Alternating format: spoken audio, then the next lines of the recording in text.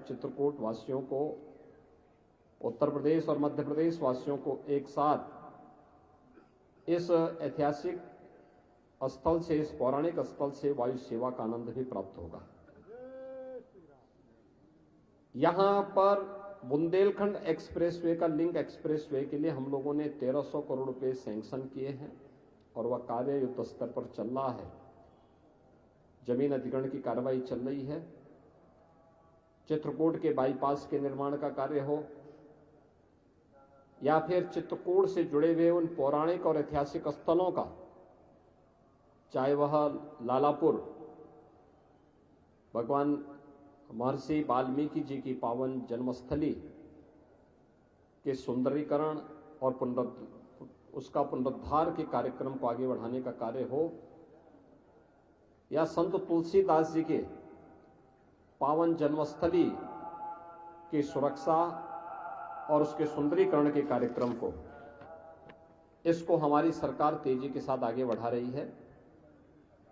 यमुना नदी से तुलसीदास जी की जन्मस्थली की सुरक्षा के लिए भी पुख्ता व्यवस्था की जा रही है। मुझे बताते हुए प्रसन्नता है कि पिछले ही वर्ष हमारी सरकार ने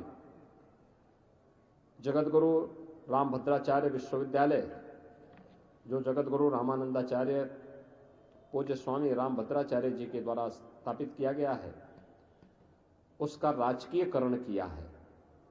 अब इसमें सरकार के स्तर पर कुछ नए पाठ्यक्रम भी हम संचालित करेंगे, जिसमें दिव्यांग बच्चों के साथ साथ सामान्य बच्चों की पढ़ाई की भी उत्तम व्यवस्था की जा सके और उनको स्थानीय स्तर पर ही अच्छी सुविधा यहां प्राप्त हो सके। डिफेंस कॉरिडोर, इंडस्ट्रियल कॉरिडोर, पवित्र कामदगिरी परिक्रमा के लिए, इसके अलावा यहां पर आध्यात्मिक और धार्मिक पर्यटन के साथ साथ यहां के इको टूरिज्म के भी एक बेहतरीन सेंटर के रूप में इसको हम विकसित कर सकें, इसके लिए रानीपुर का टाइगर रिजर्व को भी हम अच्छे ढंग से आगे बढ़ाना चाहते हैं। आज जब मैं यहाँ पे चित्रकूट आ रहा था तो मैं देख रहा था मंदाकिनी नदी में एक पुल है, सामान्य पुल है, बहुत पुराना है। मैंने उसके लिए एक नया पुल भी स्वीकृत करने की घोषणा की है कि यहाँ पे एक नया पुल बनना चाहिए, जिससे चित्रकूट की कनेक्टिविटी को और बेहतर किया जा सके और यहाँ पर जिला मुख्यालय से या अन्य स्थानों से यहाँ पर आवागमन को और सुंदर बनाया जा सके। इसके अलावा यहाँ की अन्य सड़कों के कार्यों को भी हम लोगों ने प्राथमिकता के आधार पर लिया है।